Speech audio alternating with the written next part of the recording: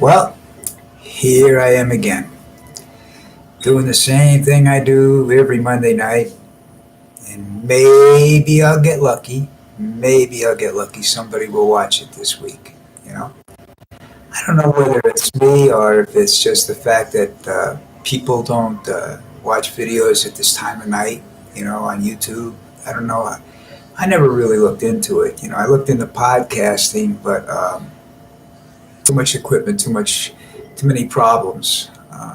For me, anyhow. I mean, it has to do with my internet connections and everything else. I'm lucky YouTube works.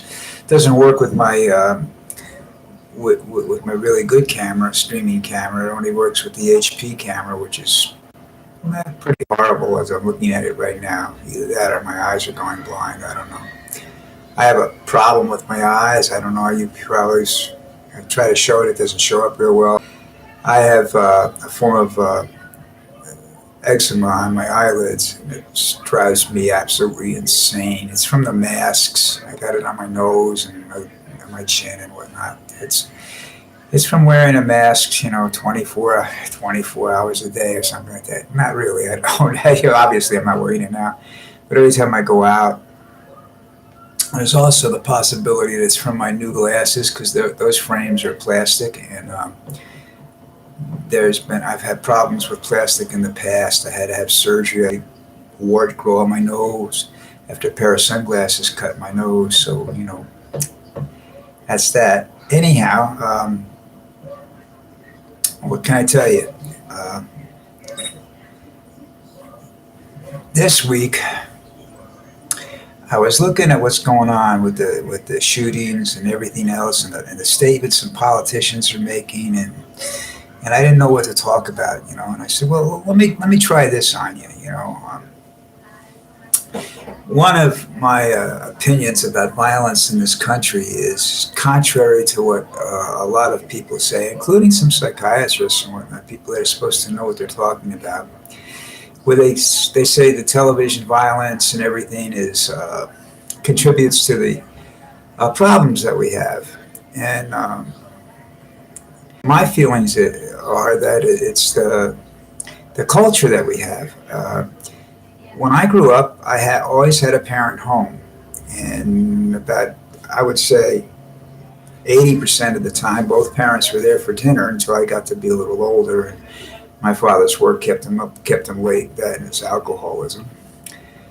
But always somebody home when I came home. Always somebody there when I called. If I needed anything. So when we would go to the movie to watch something violent, the parent was there to explain it to me, that it wasn't real, and we all realized that it wasn't real, and it didn't, to my knowledge, it never affected any of the people I knew back then. They took off a lot of those cartoons and stuff I used to watch. They took off Coyote and the Roadrunner, because he was always getting anvils dropped on his head and kept getting up afterwards,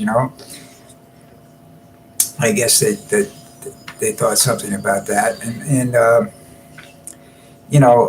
my mom explained that to me. No, that was my brother explaining. My older brother explained that to me. My mom explained Bambi to me, which was a sad movie. And they said, that's traumatic. And I said, I didn't, it just made me love animals more.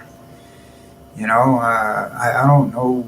I don't understand why they say these things about that to people now. That it's disturbing. I thought it was just part of the real world, and I didn't like it. But I didn't go around grabbing guns and start shooting people. I had an affinity for guns, but not for hunting.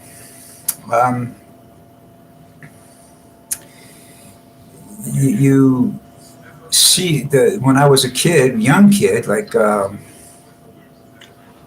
I guess 6 or 7, and we would go to them on Saturdays. They had what they called serials, because you didn't really have TV programs in the afternoon for kids or anything like that back then. They were just beginning that stuff, So I would get up in the morning, and we would have breakfast, and my mom would say, "You want to go to the movies today?" This is during the summer, not during the year, because on the weekends it would be too crowded and everything. So during the summer, on summer vacations, we would go. And my mother loved to take me to see cowboy and Indian movies. Now these are serial type things. You get a chapter every week, all right? And it's very inexpensive to go see these. They were done for kids during the summer. One of the things that used to amaze me was I would watch these guys get shot one week and come back and be alive the next week. And my mom would sit down and explain it to me, and we'd laugh about it. But she explained it to me. She was there. Today, parents work two jobs. They don't get to take their kids to the movies. They have some person they're paying or a relative that's watching the kids, an older relative. They're not taking the kid to the movies and spending that money. Now it's like $10 to go to the movies in the afternoon. So nobody's going to do that anymore. And the shows are serialized. They aren't really made for children anymore. If you're lucky enough to find a theater that has a matinee, because there's no money in it. It's all about money. But again, I think it's more about the lack of parenting. Not that the parents that are there today are bad parents. Don't get me wrong. They exist in a world that they have to exist in. They probably wish they could stay home, but financially they just can't. And it's the two of them have to work, or at least one, two full-time or at least 1.5 jobs, for the family. So they're not there all the time. They try to be there for meals in the evening, and my friends and the people I know down here, their parents are all there in the evening, Down here, you don't get two parents working. Most of the time, it's just one. My wife's son, which I guess you could say was my stepson, he and his wife both work. But she works right now. She works from home, and before that, he worked from home. So again, there's a parent in the house when they come home. If they have a question, they don't have to go to the TV for the answer. They don't have to go to the park and listen to their friends give them the answers. There's an adult there, a responsible adult there that can give a reasonable and an intelligent answer. And I think that's very, very important. When kids get older now, they get to the point where listening to parents is considered. I don't know what the term is, but it's not considered a good thing. You're supposed to be the rebellious one. You're not supposed to listen to your parents all the time. It's you listen to your friends. Your parents don't know what they're talking about, and that goes on into life. You look at these people that are adults now, and they don't listen to authority. They don't listen to logic. I mean, they listen. Well, I don't think it's that they don't listen to logic. They listen to illogical things and accept them as fact. And when it doesn't make any sense. And I don't know whether that's education, parenting, or a mental defect. I was watching this movie last night. I've seen this movie about 15 times because it's on every week, at least 2 or 3 channels down here. It's Colombian television, folks. Called Lucy. It's about this drug. I forget the number. It's whatever, anyhow. And she gets it in her system, and it magnifies her brain cells. Her brain cells keep multiplying at an unbelievable rate. She goes from like less than 10% of brain use up to 100% of her brain capacity. And I say to myself, okay, well, if you reach a point if the more brain that's active, this is the theory of the movie, is the more likely you are to be concerned for your fellow man and less violent. I mean, that doesn't mean that they also lose all emotion during that. So that's probably why you're not a violent person anymore.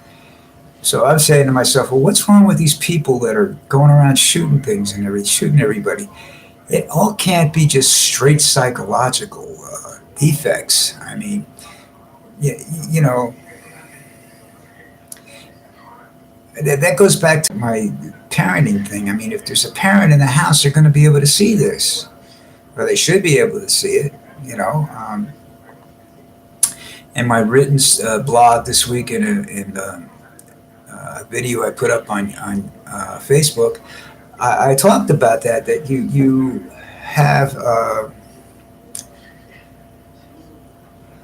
people that oh man, I'm getting really old. I'm sorry. The situation is that you have these incidences that are happening, and nobody's watching it. Nobody sees it coming. You see the interviews of the witnesses. Well, I knew the kid. He seemed like a nice guy. He's not a troubled person. Or when they do say he's troubled, the interviewer never asks, well, why didn't you say something? And if they did say something, they always say, well, the cops didn't listen. Look at the source. I mean, first of all, you know, if police officers listened to every complaint that came in about a child or a young man or a stranger or something in a neighborhood, they'd never arrest the real bad guys. They'd be chasing that all the time. That's a problem. I don't know how you correct that problem. I don't know how you correct a lot of them. I recognize the problems. I don't know the solutions. What's that make me? I wonder. I'm not Lucy. I don't have that brain power. I'm lucky mine's working right now. As I'm talking, my mind fades out. Actually, I'm suffering a little tinnitus right now, and that's makes thinking somewhat difficult for me. But these incidences of mass shootings, I don't understand them. I mean, before you would be told that it was a guy who was mad at his girlfriend or he's mad at his boss. I said, okay, go shoot your boss. What do you got to kill 8 innocent people for? Why? Because they looked at you sideways or something. I mean, people went around shooting everybody that looked at them sideways. There'd be nobody alive on this planet. Uh, Things don't make sense, and they try to make sense out of this. They have shrinks analyzing the situation over and over again. These people sit in jail cells and are interviewed every month or so, or 2 months or so, or every year, as long as they're in jail. To find out. They try to predict that behavior in other people, and if you could predict it, and it wouldn't make any difference if you could predict it if the people don't notice it. People not paying attention, and people today don't pay attention. I said this, like I said in the blogs and whatnot. When I grew up and I was young and living out on Long Island, I knew everybody on the block. My folks did. There was always something going on. Everybody got together, so everybody knew everybody. When I left New York and I came and started living in apartments in New Jersey, I always knew everybody there. Knew my neighbors, knew everybody. They all hung out front. Everybody hung out outside.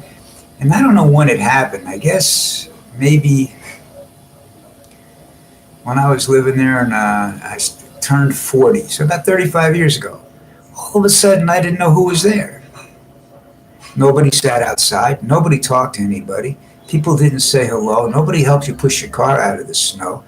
They waited for you to dig your car out and leave, and then they took your space. I mean, everything changed. I don't know why. I don't know. I'm sure there's reasons for it that I'm just not. This is like I'm not aware of this stuff. Changing. But I mean, I noticed the change, but I didn't notice the reasons why it changed.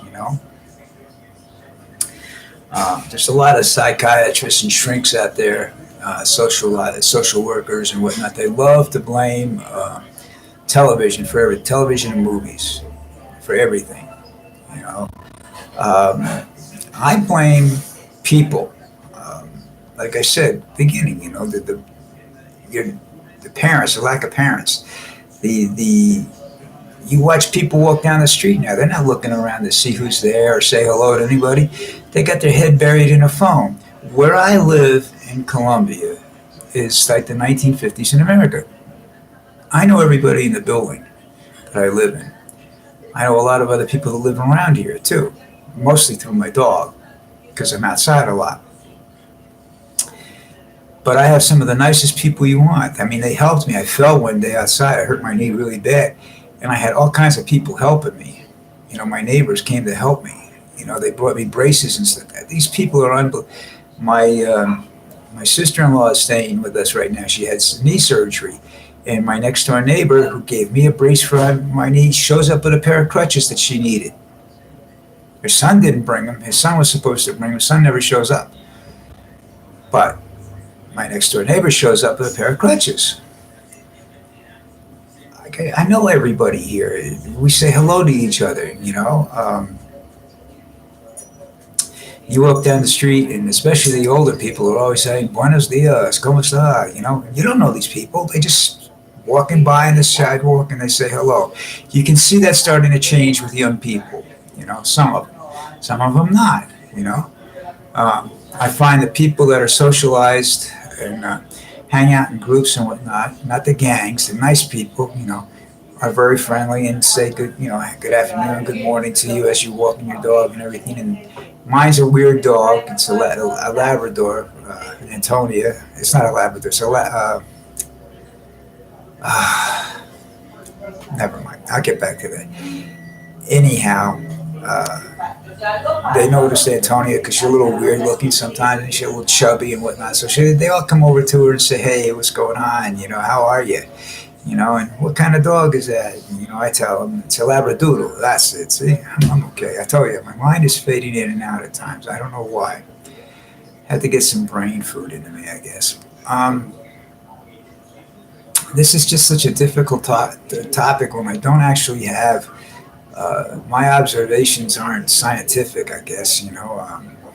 So when I talk about what I think is causing a problem, I don't have the scientific proof to back it up. And I guess a lot of people would be listening to me and turning it off, saying, "Yeah, he's a nut job." Well, I am. I'm a nut job, all right. But I think that there's a great deal that I'm right about where this is concerned. I mean, I may not be 100% right, but I think there's a lot of what I'm saying is it's true that the lack of not the, I don't want to say the lack of parenting. It's not the lack of care of the parents. It's the inability that society has made it. The inability for two parents to stay home, so that there's always somebody in the house. Down here, always somebody in the house. You still have problems. You still have kids that don't want to go to school because they're not smart enough to. There's no interest there. They're not smart enough, and nobody sits down and try to figure out why. My interest was always that my problems with school is I could never see a use for something I studied. You take geometry and math. I see uses for it. Measuring things, constructing things, the angles for fishing. How to all kinds of weird things. I could put them to use. Reading was something I enjoyed because it helped my imagination. So I read everything. But I know a lot of kids that have ADT, attention deficit disorder, which I probably have right now, and they don't. Nobody recognizes it. Nobody knows how to sit down with them.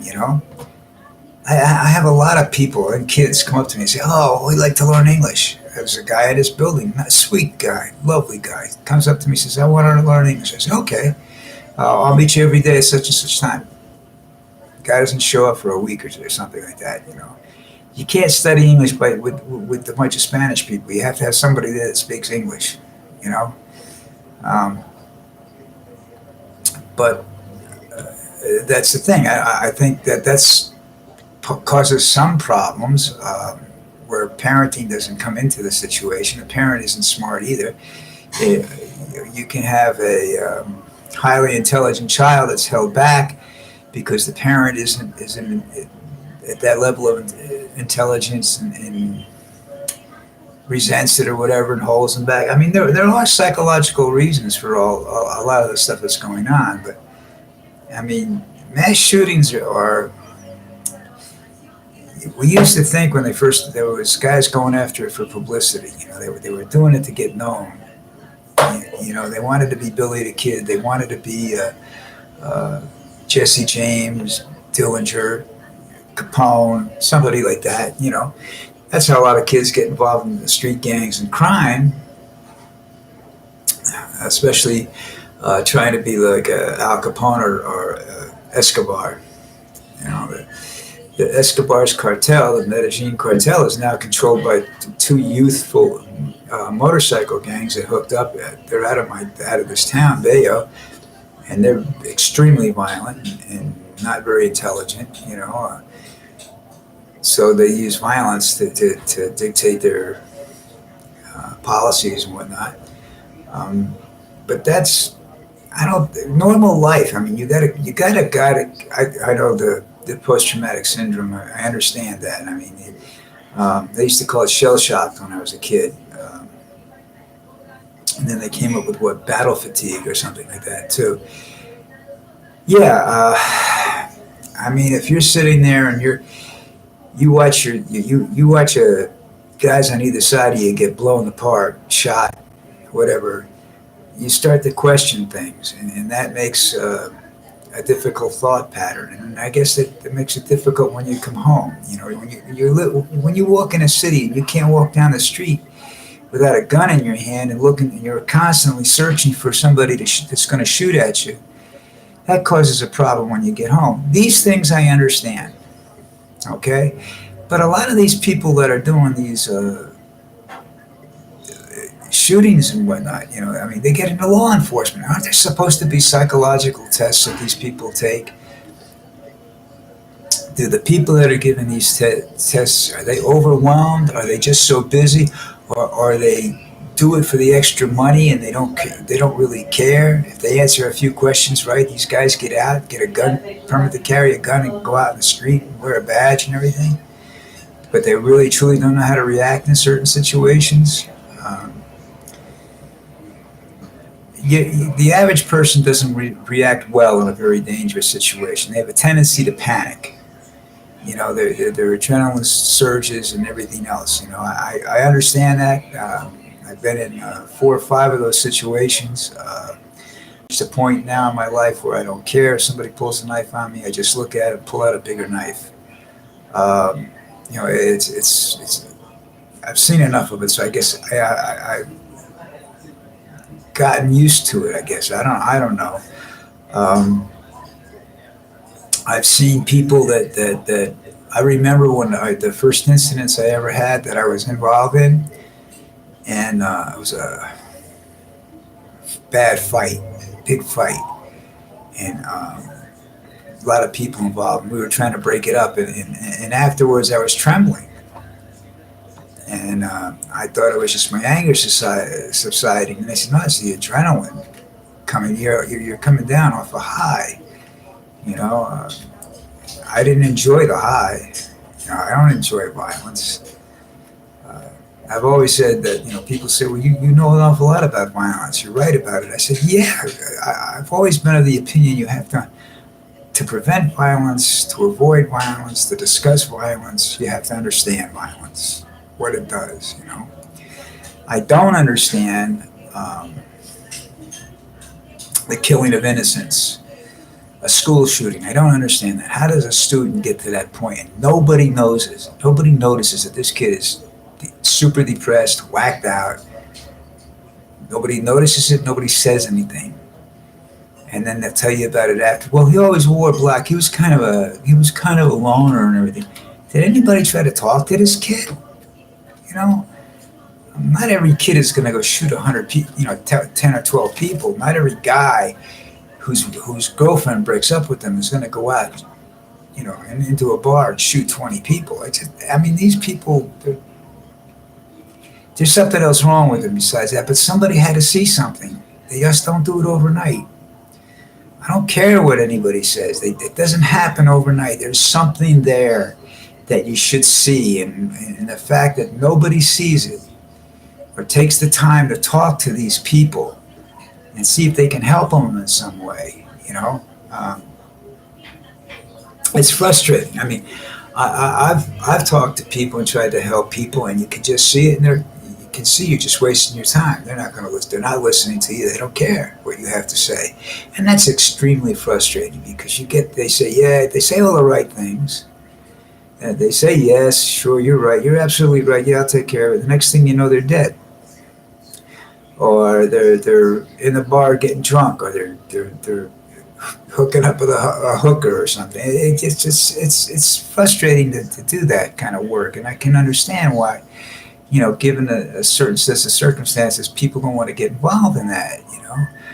Uh, I think one of the things that might help is priests need to be released from the confessional. If somebody's showing signs of telling them to go pray isn't going to work. I mean,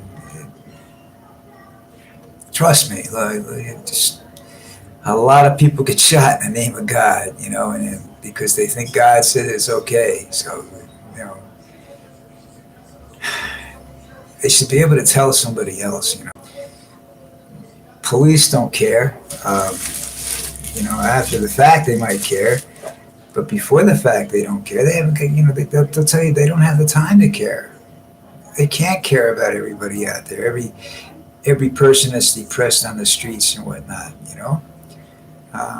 Maybe going back to parents being home. Maybe when we had walking patrols and cops weren't afraid to get killed all the time, and they would walk the streets and they knew people in the neighborhood. You had a beat that you walked every day and you knew everybody in the neighborhood. Maybe then you would recognize and be able to help somebody. Now they can't help anybody. They're there for a few years or whatever. They walk a beat. They don't walk a beat. They drive in a squad car. They have the same neighborhoods, but if the neighborhood's a bad neighborhood, they're not getting out of the car to talk to anybody. They don't, unless they're there to arrest them. They don't care. This guy's drunk in the hallway, unless they need somebody to arrest. That quota system that everybody says doesn't exist, that exists in law enforcement. It amazes me that we've reached this point, and I mean, what's going on now is thoroughly shocking. I mean, you're getting a mass shooting every other day. What was it, 43 in 30 days? And the day they reported that, 2 more happened. It's why, and you can't ask why after the person's dead. You can ask his neighbors, you can ask anybody you want to, and you're not going to get a straight answer. If they saw something, they're not going to tell you now. They don't want to be held responsible for it. They don't want to talk to you about it. If they do, they're just looking for 10 minutes on TV. That's the other thing. People come out afterwards and they get interviewed by the press that goes nuts. They try to interview people, whose son just died, and they're watching the blood come out of him, and they say, "Hey, do you know what happened here? Why did your son do this?" That's a question that they can't answer because they don't know. Subconsciously they might know, but consciously they're not going to admit to anything. They're going to say they don't know. It's just it happened. I'm sorry.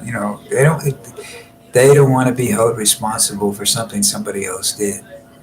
If their child does something, they don't want to be held responsible. They don't want to be sued.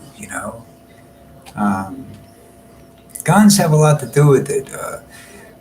Like I said before, I don't see the reason for automatic weapons hitting the streets. I don't think. You can't tell me you're not going to a range to shoot that with any kind of accuracy, and you're not going hunting with it. If you need 20 rounds to go hunting, don't leave the house because you're a danger. Okay, listen, we're coming up to my time limit here, and I gave myself 30 minutes, and it's coming up on that right now. And I'll say goodbye to you now, and we'll talk again next week. All right? Have a good week.